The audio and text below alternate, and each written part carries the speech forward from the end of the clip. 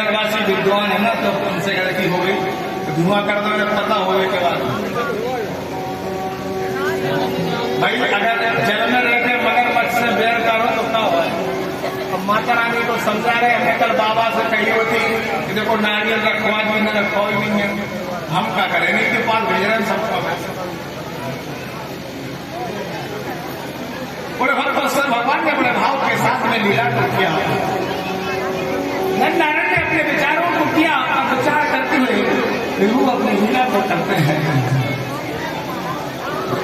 आज उसकी उत्तरा ने आवाज लगाई, भगवान नर नारायण के रूप में आज परीक्षित जी का जन्म होता है। वो परीक्षित भगवान की आज परीक्षित जी अपने विचारों को प्रकट करते हुए मन वाणी को प्रकट करते हुए आए। परीक्षित जी का जन्म हुआ और परीक्षित जी का जन्म होने के बाद जैसे इनका जन्म हुआ रोने लगे, बोले जो मेरे गर्भ में रक्षा कर रहा था, जिसने ब्रह्मास्त्र से मेरी रक्षा की है, वो वृद्ध कहाँ है, वो नारायण कहाँ है, वो लीलाधारी भगवान कहाँ है? वो भगवान ने अपने विचारों को जैसे किया, श्याम सुंदर ने जैसे अपने विचारों को किया और अपने विचारों को करते हुए गुरु चले जाते हैं। लीलाधारी ने जैसे लीला की परीक्षित का विवाह हुआ और विवाह होने के बाद उनके दो पुत्र हुए। परीक्षित के जब विवाह हुआ और विवाह होने के बाद उनके दो पुत्र हुए, विजय और विजय, और दोनों पुत्र धीरे धीरे बड़े हो रहे हैं।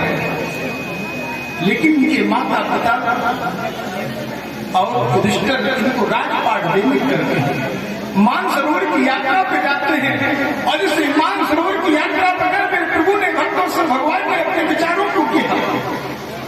और इस मानसरोवर की यात्रा पर मेरे प्रभु पहुंचे और प्रभु ने लीलाधारी ने अपनी लीला को किया, श्याम सुंदर ने अपनी लीला को बड़े भाव से किया। और इससे प्रभु ने अपनी लीला को करते हुए कहा,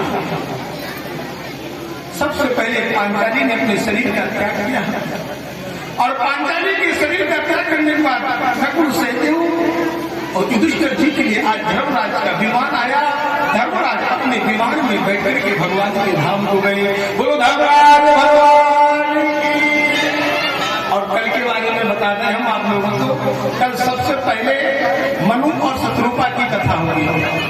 कल सबसे पहले मनु शत्रुपा की कथा, 24 अवतारों की कथा, इसके बाद सती वसम शिव विवाह ध्रुव चरित्र की कथा होगी और अजामिल उपाख्यान आदि आदि कल कथाएं होगी। बड़ी सुंदर कथाएं हैं। और रविवार को राम जन्म कृष्ण जन्म मुक्त रहेगा, बाकी प्रभु की इच्छा है। ऐसा मेरे प्रभु अपनी लीला को करते हैं। कल बड़ी सुंदर कथा है, 24 अवतारों की कथा। सृष्टि का वर्णन मनुष्य रूपा के द्वारा और मनुष्य रूपा के बाद में मेरे प्रभु कहते हैं, श्याम सुंदर कहते हैं, अपनी लीला को आगे करते हुए मन वाणी को प्रकट करते हैं, चलते हैं। आज एक दिन परीक्षित जी बैठे हैं और परीक्षित जी को जब राजपाट मिल गया और राजपाट मिलने के बाद परीक्षित जी ने ऐसी लीला को कर दिया और वो लीला ऐसी हुई गोविंद की, आज अपने राजकोष को देखने के लिए चलते हैं।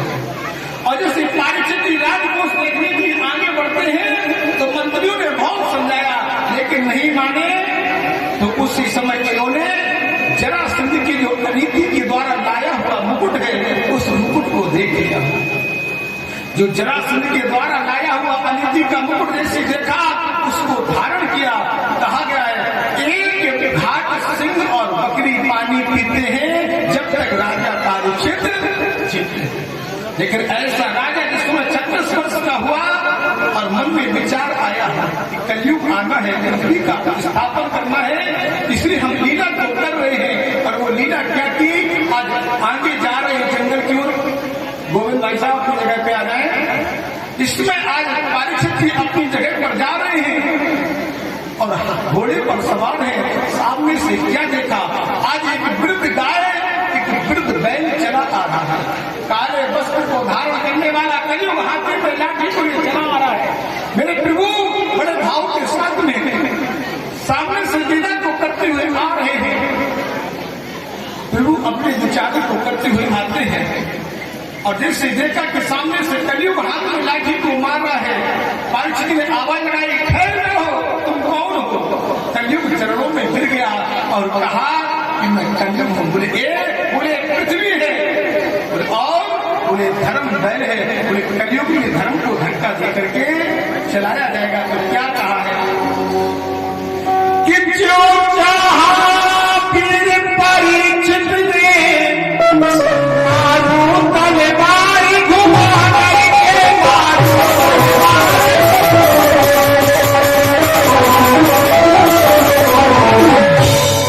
यो कलयुग